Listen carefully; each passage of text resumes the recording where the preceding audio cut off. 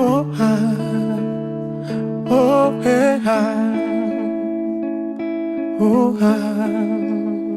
dai we, tiwe waiwa mumangwi wewe, ukandirwadzisa,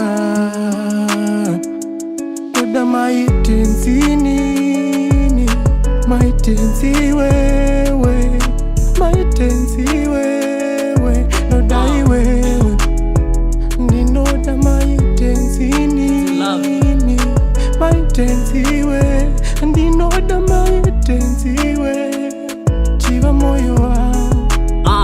Yeah, Mai Denzel wakandiramba uchidava nemota hombe, but zvisine ndikuziya wakazongovhura hombe, but haizi danger because wakanditira master era. Zvawakanditira izvi ndanga ndisinambobvera ndazvigaira. Mudiwa wangu Mai Denzel wakandiramba because andina chinhu mulife ndingori nepencil, but haizi danger ndichazowana mumwe wandichazoita stencil. But anyway ndosiya ndakaimbira freestyle. Zvandiri kuimba izvo ndombobvera ndazvinyora. Ndiri kuimba ndakatyora, but usapfa wakandityira ndichiri kukuda padhuze. Mai Denzel, uri benzi, but ndinotenda tenzi. Zvawakandita wakawina, wakawina, but I danger.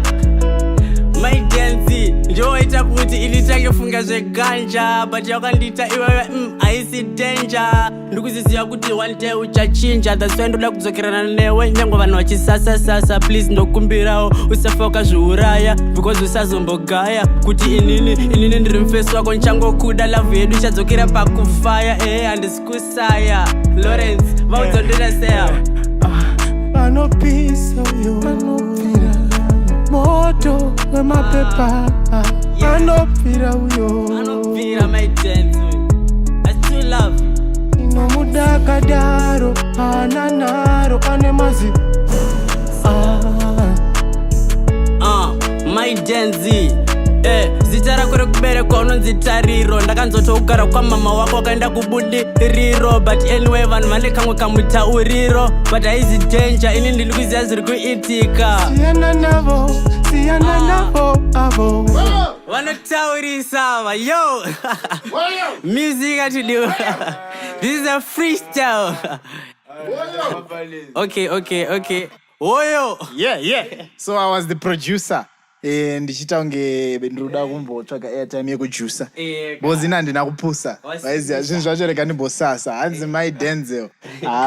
Iwe. Vaudza kuti vasazotengese chikevo handiti vasazoita unge Excel kana kuita unge Angel. Vaiziya vanozopera kunge chi? Yeah, man. So freestyle. Yeah, uno ready.